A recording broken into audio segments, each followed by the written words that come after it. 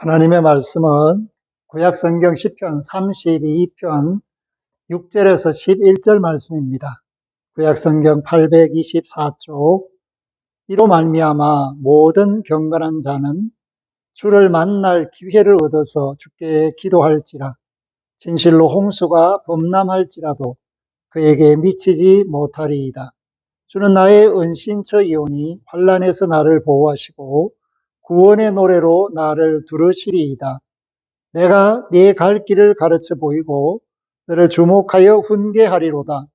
너희는 무지한 말이나 노새같이 되지 말지어다. 그것들은 재갈과 굴레로 단속하지 아니하면 너희에게 가까이 가지 아니하리로다. 악인에게는 많은 슬픔이 있으나 여호와를 신뢰하는 자에게는 인자하심이 두르리로다. 너희 여인들아 여호와를 기뻐하며 즐거워할지어다. 마음이 정직한 너희들아 다 즐거이 외칠지어다.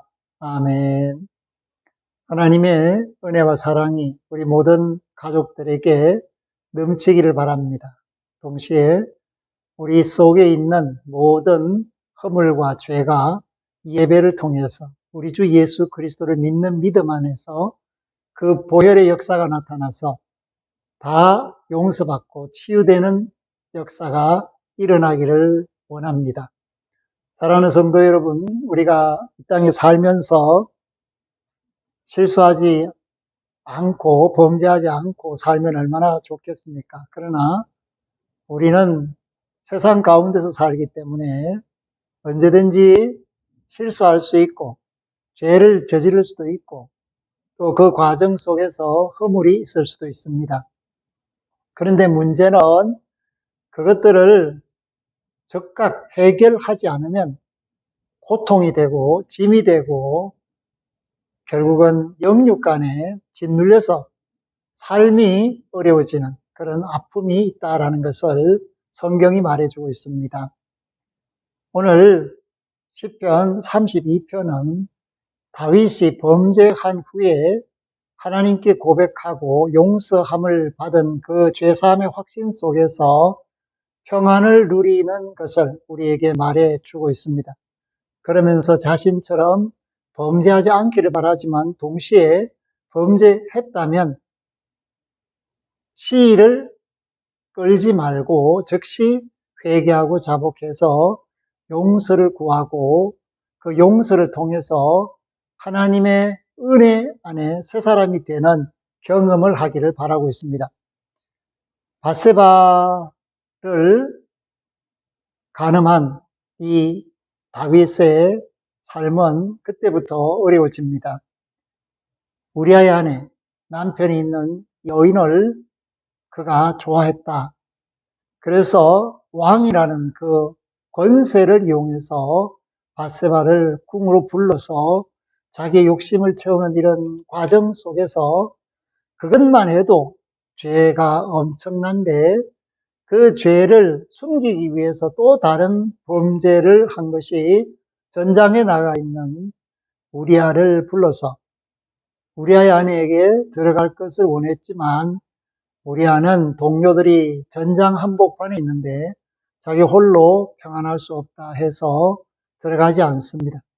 결과적으로 그의 사령관인 요압에게 편지를 써서 그가 아주 어려운 지경이 되게 해서 적진 속에서 죽게 만듭니다. 사랑하는 성도 여러분, 죄를 감추려 하면 더 어려워지고 그 감추기 위해서 또 다른 범죄를 하기 때문에 정말 하나님 앞에 부끄러운 삶을 살게 됩니다. 만약에 다윗의 일생 가운데 이 범죄 행위, 밧세바를 간음한 행위, 우리아를 모살하는 행위가 없었다면 그런 정말 허점이 없는 거룩한 신앙을 가진 사람으로서 칭송을 받을 만 했을 겁니다. 그런데 이러한 일을 통해서 그는 견딜 수 없는 어려움을 겪습니다. 짓눌리죠. 하나님께서 그를 그냥 두시지 않습니다. 그렇기 때문에 이러한 범죄를 통해서 자신을 돌아보고 회개한 그러한 내용이 시편 51편입니다. 그리고 마음이 안정을 찾아서 이제 평안해져서 드리는 고백, 자기 경험을 나누는 것이 시편 32편입니다. 그래서 오늘 1절 말씀은 이렇게 말합니다. 허물의 사함을 받고 자신의 죄가 가려진 자는 복이 있도다. 사함을 받고 죄가 가려졌다. 없어진 게 아니에요. 그러나 그 죄가 이제 하나님께서 친히 가려주시는 은혜를 경험한다라는 것을 말해주고 있습니다. 자기 잘못을 고백하지 않을 때 그는 신음했다고 말합니다. 3절에 보면 내가 입을 열지 아니할 때에 종일 신음함으로 내 뼈가 쇠하였도다. 주의 손이 주야로 나를 누르시오니 내 진액이 빠져서 여름 가뭄에 마름같이 되었다. 죄 지었고 편안한 사람은 이상한 사람입니다. 죄를 지으면 당연히 마음이 괴롭고 힘들어지는 것이 마땅합니다. 그래서 그가 이제 결단한 것이 뭐냐? 하나님 앞에 허물과 죄를 자복하는 결단을 하게 되죠. 그래서 내 죄를 아뢰고 내 죄악을 숨기지 아니하였다. 하나님, 이렇게 죄를 저질렀습니다. 결과가 이렇습니다. 라는 것을 온전히 하나님 앞에 내놓았다라는 것입니다. 그랬더니 하나님께서 그 죄악을 용서하시는 은혜를 베풀어 주셨다. 그렇게 말해 줍니다. 그래서 이 시편 32편 1절에서 5절은 자신의 그 범죄를 고백하면서 하나님 앞에 자복하는 모습, 그리고 자복하지 않으면 안 되도록 하나님께서 그를 눌러서 항복을 받으시는 그런 모습을 보여줍니다. 이게 하나님의 사랑입니다. 만약에 하나님께서 죄 지은 자를 그냥 잘 되게 하신다면 이것은 하나님이 정의롭지 않다는 것이죠. 그런데 하나님께서 그 죄인을 그냥 두시지 않고 그 허물을, 죄를 자백하도록, 토설하도록 그 심령을 눌러서 마른 가뭄에 진액이 마르듯이 괴로움을 주는 이런 것이 바로 하나님의 사랑입니다. 하나님의 사랑은 우리를 늘 새롭게 합니다. 코로나 때문에 하나님을 멀리 떠나 있는 사람들은 괴로울 겁니다. 나오고 싶은데 나오지 못하니까 얼마나 힘들겠습니까? 또 무슨 일을 해도 마음이 편하지 않아요. 동시에 아무리 맛있는 음식을 먹어도 그 맛을 느낄 수 없습니다. 그냥 배부름을 위해서 먹고 있는 거죠. 진실한 신앙인이라면 그렇다라는 것입니다. 만약에 그런 징조나 전조가 전혀 없이 일상의 삶이 너무 즐겁고 좋다면 그 사람은 하나님이 택하신 사람은 아닐 수 있다라는 것을 알게 합니다. 그렇기 때문에 오늘 저와 여러분들이 진정한 하나님의 사랑을 알고 그로 말미암아 고칠 기회를 얻었다면 6절에 있는 말씀처럼 해야 합니다. 이로 말미암아 모든 경건한 자는 주를 만날 기회를 얻어서 주께 기도할지라. 주님 앞에 잘못을 내놓고 하나님 이렇게 살았습니다. 헛살았습니다. 잘못했습니다. 용서해 주십시오라고 구하라 라는 것입니다. 그런데 우리가 한 가지 알아야 되는 것은 어떤 사람들은 죄를 저질러 놓고 하나님께 기도해서 용서받았다. 그러니 자유롭다. 이렇게 말하는 사람들이 있죠. 영화 밀양에 나오는 그런 장면을 생각해 보십시오. 그런 말을 피해자가 들었을 때 하늘이 무너지는 아픔을 겪고 동시에 그 피해자는 하나님을 믿지 않게 됩니다. 그러니까 그런 일방적인 신앙을 자랑하지 마시고 정말 내가 피해를 준 사람에게 용서를 구할 수 있어야 합니다. 그리고 그 사람의 용서를 받아야 하죠. 그것이 길입니다. 방법입니다. 살인을 저질러 놓고 강도 상해를 저질러 놓고 다른 사람을 중상모략해서 엄청난 명예훼손을 가져다 놓고 나는 하나님께 회개했으니까 용서받았다. 이런 말은 후한무치, 부끄러움을 모르는 말에 불과한 것입니다. 그렇기 때문에 예수님께서 산상수훈을 통해서 우리에게 가르쳐 주신 바가 뭡니까? 하나님 앞에 예물을 드리기 전에, 예배하기 전에 형제에게 잘못한 일이 있으면 가서 사과하라. 그리고 화해하라. 그리고 와서 예물을 드려라. 말씀을 주셨습니다. 그렇기 때문에 오늘 우리 아가 생명을 잃어서 그로 말미암아 다윗이 평생 어려움을 겪고 이 밧세바가 갖는 상처는 그야말로 이중적입니다. 남편을 배신한 것, 그리고 그 남편이 전장에서 죽은 것, 또 다윗과의 관계에서 마지가 생명을 잃은 것. 그러니까 이 밧세바의 마음이 얼마나 아팠을까. 우리는 그런 것도 생각해야 합니다.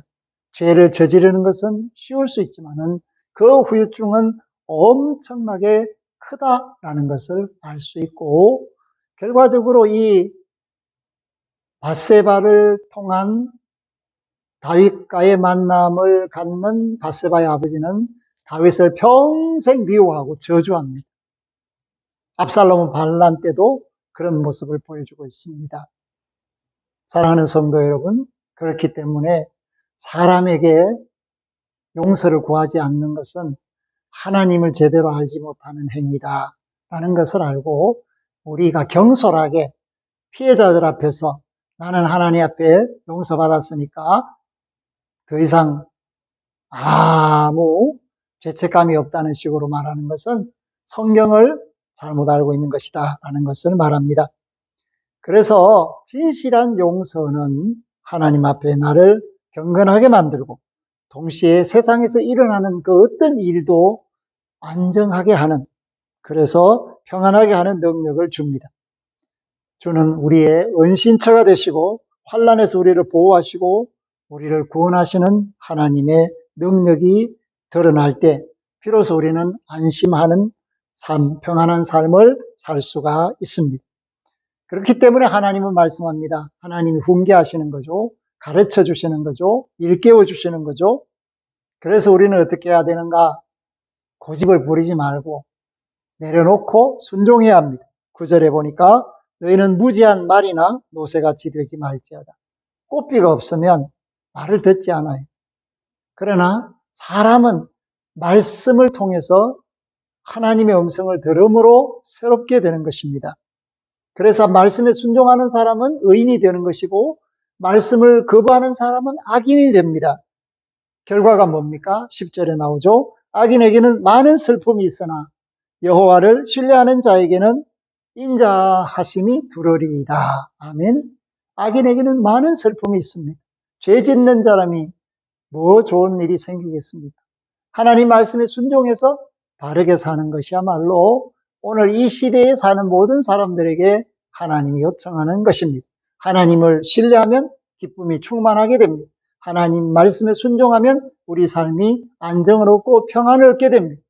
두려운 일이 생길 때, 내가 범죄했을 때 자복하고 회개하고 하나님께 나아가는 길이야말로 우리가 살 길이라는 사실을 깨달아야 합니다. 오늘 말씀이 우리에게 요청합니다. 11절 너희 의인들아 여호와를 기뻐하며 즐거워할지어다. 아멘. 마음이 정직한 너희들아 다 즐거이 외칠지어다. 아멘. 사랑하는 성도 여러분, 우리가 정말 마음이 즐겁기를 원합니까? 무거운 짐을 내려놓기를 원합니까? 그렇다면 하나님께 나아오십시오. 그리고 지금까지 세상에서 살아오면서 저질렀던 실수, 허물, 범죄, 그 모든 것들을 자복하시고 또 혹 사람들에게 잘못을 저지르고 아픔을 주고 상처를 주었다면 그들에게도 용서를 구하는 진정한 화해의 사람이 될 때 그때 하나님이 우리에게 말씀하시기를 너는 참으로 경건한 자다. 하나님을 아는 자다. 하나님의 사랑 가운데서 말씀대로 사는 사람이다라고 말씀해 주실 것입니다. 이러한 믿음의 확신이 저와 여러분에게 있기를 바라고 동시에 이 어려운 때, 이 환난의 때를 헤쳐나가는 방법은 유일하다. 그것은 하나님이 우리를 지켜주시고 보살펴 주시는 은혜 안에 있을 때만 험한 세상을 견뎌낼 수 있다라는 것을 깨닫고 우리 주 예수 그리스도로 말미암아 하나님을 여러분의 산성으로 요새로 구원의 장막으로 삼으시는 지혜가 있기를 주의 이름으로 부탁을 드립니다. 아멘. 하나님 감사합니다. 오늘 우리는 말씀 속에서 우리 자신을 다시 돌아봅니다. 우리도 허물이 많습니다. 잘못도 잘 저지릅니다. 후회할 때도 있습니다.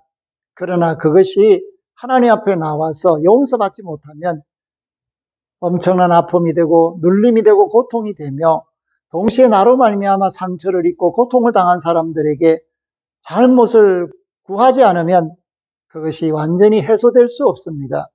그러므로 오늘 여호와를 신뢰하는 사람은, 하나님을 기쁘시게 여기고 하나님을 기뻐하며 살기를 바라는 사람은 마땅히 허물과 죄를 고백하며 용서함을 받고 하나님의 말씀에 순종해서 사랑할 줄 아는 사람이 되어야 합니다.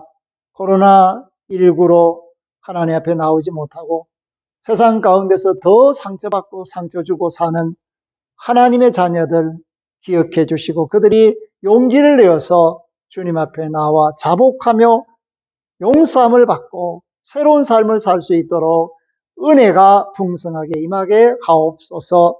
우리 모두를 구원하시는 예수 그리스도 이름으로 간절히 기도 올리옵나이다. 아멘.